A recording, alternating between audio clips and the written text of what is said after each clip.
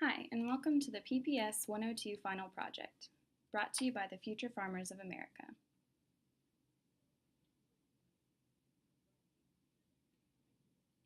Today we're going to talk to you about direct-to-consumer advertising. What is direct-to-consumer advertising? Direct-to-consumer advertising is best described as promotions for prescription medications created by drug companies that are aimed at American consumers, not healthcare professionals. This is an example of a direct-to-consumer ad for the product Latisse. Direct-to-consumer ads are commonly found in magazines, TV commercials, and radio. The 2016 Super Bowl game averaged 111.9 million TV viewers, which was the third largest audience in TV history. This is a direct-to-consumer ad that showed during the Super Bowl.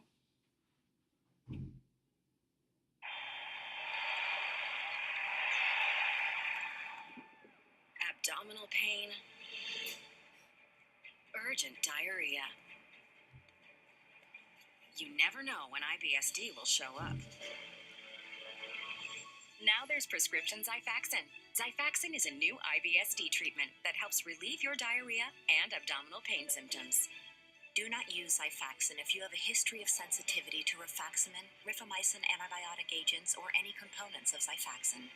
Tell your doctor right away if your diarrhea worsens while taking Xifaxan, as this may be a sign of a serious or even fatal condition. Tell your doctor if you have liver disease or are taking other medications, because these may increase the amount of Xifaxan in your body. Tell your doctor if you are pregnant, plan on becoming pregnant, or are nursing. The most common side effects are nausea and an increase in liver enzymes. If you think you have IBS with diarrhea, talk to your doctor about new Xifaxan. Direct-to-consumer ads can be for both prescription and over-the-counter medications. This is an ad for a common over-the-counter medication. What's better than zero heartburn? Nothing, that's what. That's why I take Prilosec OTC each morning for my frequent heartburn. Because it gives me a big fat zero heartburn. Whoa! Prilosec OTC, the #1 doctor-recommended frequent heartburn medicine for 8 straight years. You can't beat zero heartburn.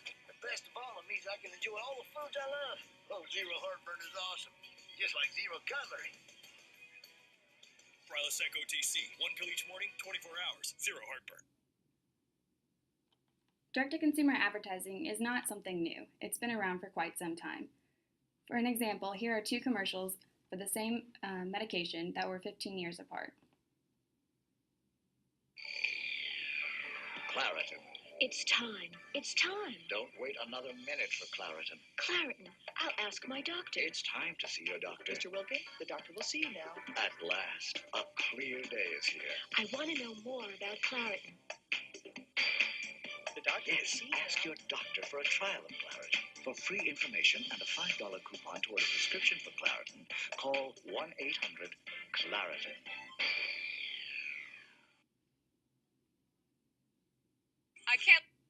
I can't let allergies stop me from leading the way, so I get Claritin Clear. I can see clearly now. All right, let's move on, team. Claritin works hard to relieve my worst symptoms, and only Claritin is proven to keep me as alert and focused as someone without allergies. Wow, Watch your step. I couldn't do this without you. Don't let allergies hold you back. It's gonna be a bright, sunshiny Live Claritin Clear with non-drowsy Claritin. Is direct-to-consumer advertising regulated? According to the FDA.gov, the Food and Drug Administration oversees prescription drug advertising with the Federal Food, Drug, and Cosmetic Act and related regulations. Through its Division of Drug Marketing, Advertising, and Communications, the FDA ensures that all prescription drug promotion provided by drug firms is truthful, balanced, and accurately communicated. Drug companies are generally required to include all of a drug's risk information in a product claim ad. In print ads, this is usually a section called the brief summary. Despite its title, this summary would take many minutes to read or scroll down a TV screen. This is where the long list of side effects in the TV ads come into play. Broadcast ads are allowed to include only the most important risk information, as long as the ads tell viewers or listeners how to get the full FDA-approved prescribing information, which describes all of the drug's risks. These broadcast ads must give a number of sources that can provide a drug's prescription information.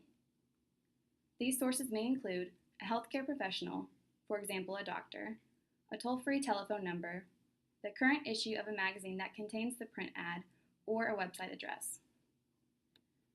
Direct-to-consumer advertisements come in three forms. Product claim ads name a drug, the condition it treats, and talk about both its benefits and risks. Reminder ads give the drug's name, but not the drug's issues. And help-seeking ads describe a disease or condition, but don't recommend or suggest specific drugs. Direct-to-consumer advertising often features celebrity spokespeople, computer-generated characters, or actors portraying happy and satisfied patients. A standout trait of these ads on TV is the natured list of the drug's potential side effects. This list is required. Prescription drug makers must provide risk information in any promotion that qualifies as a product claim advertisement.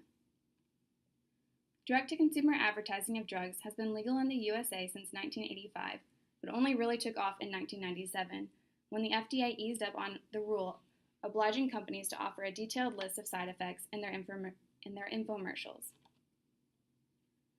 The ads are featured in high-profile magazines and in exclusive clubs, but drug ads are now moving to peak TV ad windows like during the Super Bowl and can be found in almost any mainstream publication. Data from a 2015 analysis by Stat News indicates that pharmaceutical spending on direct-to-consumer TV and print advertising continues to rise, totaling $5.2 billion last year. Since then, the industry has poured money into this form of promotion, spending just under $5 billion last year alone. The only other country in the world that allows direct-to-consumer drug ads is New Zealand, a country of just over 4 million people. The truth is, direct-to-consumer advertising is used to drive choice rather than inform it, says Dr. D. Mangan, Associate Professor at the Christchurch School of Medicine and Health Sciences in Christchurch, New Zealand, pointing out that the driving is typically in the direction of expensive brand-name drugs. New Zealand consumers then go to their doctor and pressure to prescribe begins.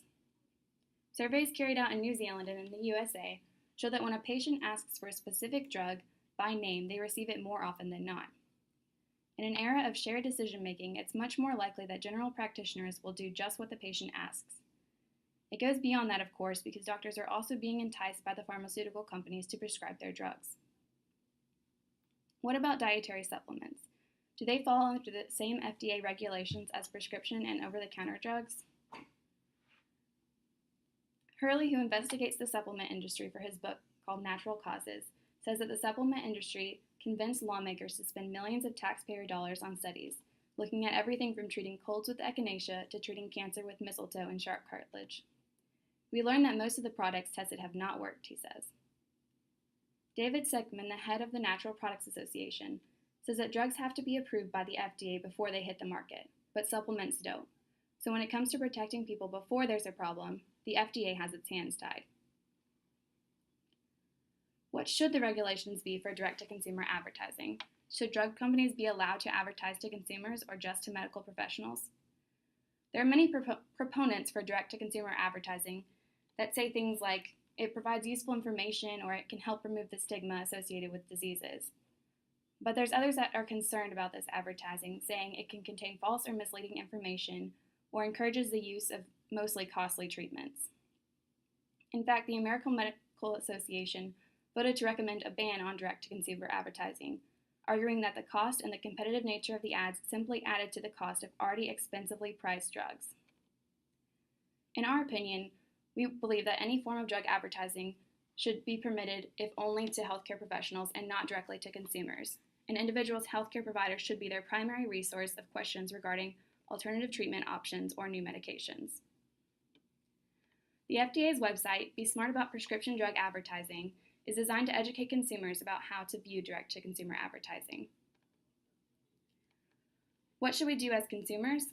We should most importantly be informed and stay informed about their disease. Talk with your doctor if you have any questions, and always remain skeptical. Remember that the pharmaceutical companies are there to make a profit, and the goal of advertising is to sell their product.